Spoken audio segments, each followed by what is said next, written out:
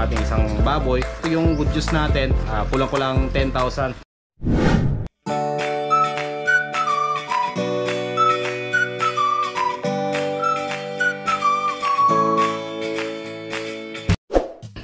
Hello mga farmer, magandang araw po at welcome naman sa ating trabahong video. So tara, pakain muna tayo natin mga alaga at mamaya ay update ko kayo kung ano yung status ng aming lugar dito sa panalasan ng ESF at kung magkano na po yung presyo ay ng live dito sa aming lugar. So tara!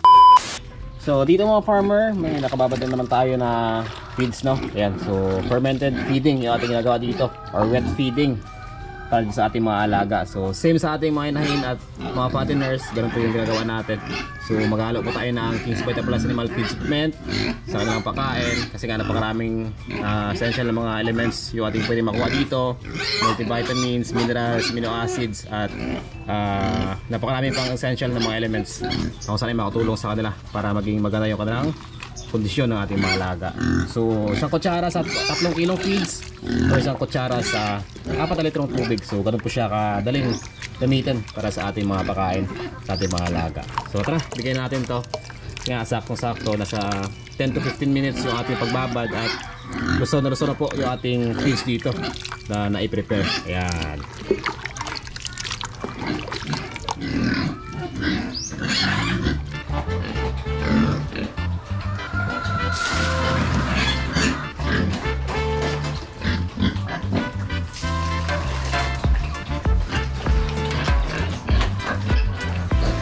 Sa ngayon po ay meron lang tayo ditong 4 na fatteners, no? At 2 inahin. So yung ibang mga bika natin dati ay naibenta na natin.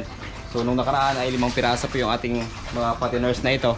Kaya lang ay kahapon meron ditong pumunta, actually kapitbahay din namin, na naghahanap po sila ng baboy na pangkatay. So wala na daw po silang mahanap ngayon na nagbebenta ng mga pangkatay ng mga baboy kasi nga wala naman daw titira ngayon na baboy sa amin sa probinsya ng Aklan. So chinek nila yung ating mga alaga kahapon at yun, okay naman daw sa kanila yung laki ng ating mga alaga. So yung ating mga fatteners, itong mga farmer ay nasa 2 months po simula nung naiwalay natin sila sa kanilang inahin.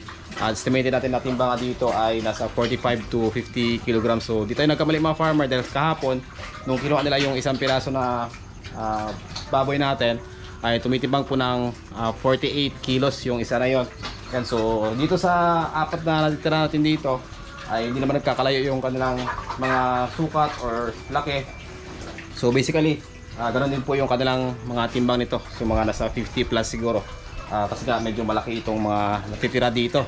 Yun, so tungkol nga pala sa presyo, ano, so ito yung good juice natin kasi nga kahapon nung tinimbang nila ay umabot ng 48 kilos yung ating isang baboy at yung pinagbentahan natin mga farmer ay umabot ng kulang-kulang 10,000. So presyohan ngayon ng live weight dito ay umabot na ng 210 to 220. So ganun po kataas dito yung presyohan ngayon. So marami pong nagsasabi, so tama po yung mga tips sa atin, no, ng mga subscriber natin, mga viewers na dinaanan din ng ESF sa kanilang mga lugar na kung saan ay tataas daw yung presyo kapag natapos yung ESF dito sa atin, no. Ganun din po yung nangyari sa kanila.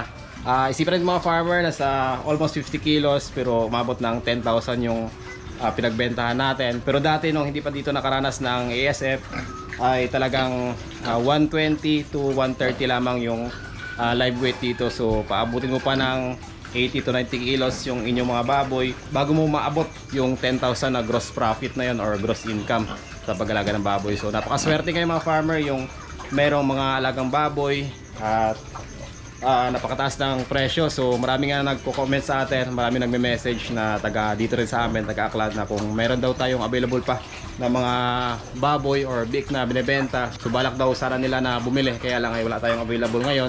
So dito sa mga alaga namin, meron tayo ditong 2 inahin pa. So naiay na rin natin sila. So hopefully ay buntis po sila, no, kasi nga yung estimated natin na panganak nila ay December. So yun po yung target natin. Sa mga hindi pa nakakaalam, no, yung area namin, yung lugar namin dito sa Aklan ay lubhang tinamaan po ng sakit na ESF. So halos nang nasa paligid namin ay ubos po lahat ng mga baboy nila. So kami lang dito sa area namin yung merong natitirang baboy. So nagpapasalamat nga pala ako sa lahat ng mga subscriber natin na nagbibigay ng mga tips kung paano ito malabanan. lalong-lalo na kay Sir T. Balboa sa pagbagay sa atin tungkol sa paggamit ng diesel. At yun po yung rason kung bakit nakasurvive yung ating mga baboy dito. At hanggang sa ngayon ay tuloy-tuloy pa rin yung pag-alaga natin. So maraming salamat sa iyo, Sir T. Balboa. So marami nagko-comment na na-try daw nila na gumamit ng diesel at hanggang ngayon ay naging okay daw po yung kanilang mga alagang baboy kahit na yung mga kapitbahay nila ay nagkanda ubusan na rin. So sila na din yung natitira dun sa area nila. So yun, sa mga ayaw sumubok at nagdududa pa, so nasa sa inyo na po yan. Kasi nga hanggang sa ngayon ay vaccine na lang yung pag-asa natin, pero di pa natin alam kung kailan yan darating. So dun muna tayo mga farmers sa mga alternatibong pamamaraan na kung saan ay paka-effective naman. So tungkol naman dito sa kaso ng ASF, so almost 1 month na po na walang nababalita na pagkamatay ng mga baboy. So ano nga ba yung babalita pa na mga casualty ng mga baboy kung wala namang natitira na ng mga alaga dito? So yun po yung pinaka basic logic doon. So walang nababalita na mamatay kasi nga wala namang baboy na natitira na, kaya sobrang pagtaas ngayon ng presyo. So forecasted or estimated baka hanggang January to February pa ay lubang tataas yung presyo. At yun nga, merong domino effect no, dito sa karne ng baboy, sa presyo ng karne ng baboy. So umabot na po ng 340 to 350 yung kilo ng dress weight dito. So ganun din po yung bad effect sa mga consumer.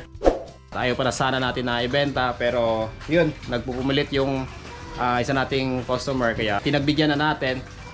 Sa 48 kilos na yun ay hindi na tayo lugi ng mga farmers. So bakit nasabi ko na hindi lugi? Kasi nga number one, sobrang taas yung presyuhan. Pangalawang rason ay 50% yung natitipid natin sa pagkain natin mga alaga, kasi nga yung ginagawa natin dito ay semi-organic. So 50% ng feeds yung ating bibigay at 50% po ng mga fermented na mga gulay, madrid de agua. So yun po yung ating feeding program sa ating mga baboy dito. Kaya masasabi ko na panalo pa rin tayo kahit na mababa yung kilo or timbang ng ating mga baboy na nabenta.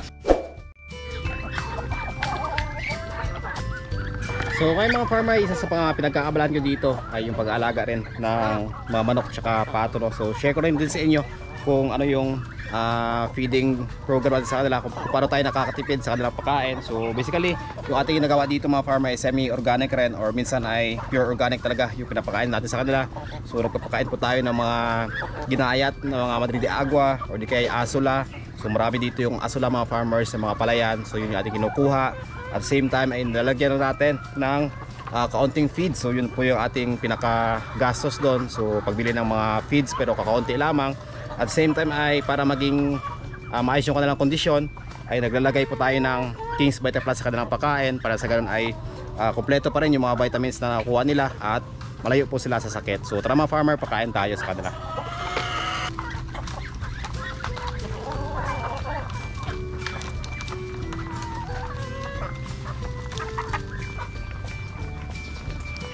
Dito sa mga alaga namin ay minsan pangonsumo talaga yung mga farmer yung purpose namin dito.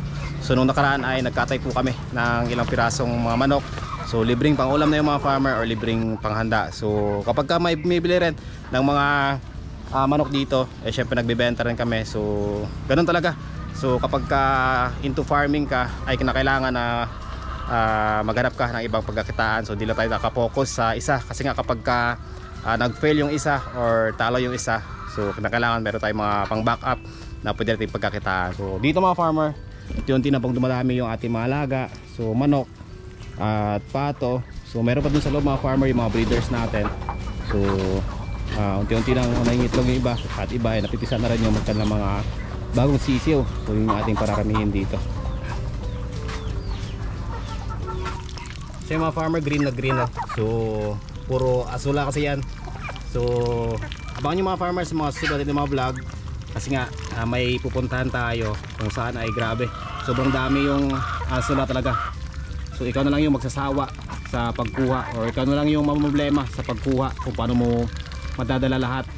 So yan po yung ating binibigay dito sa ating mga alaga. So libreng libre. So almost 75% yung ating natitipid dito sa ating pagkain. So nag-enjoy ka na sa pag-aalaga at nakatipid ka pa sa kanilang pagkain. Libreng pangulam na kapag ready to harvest na yung ating mga alagang manok.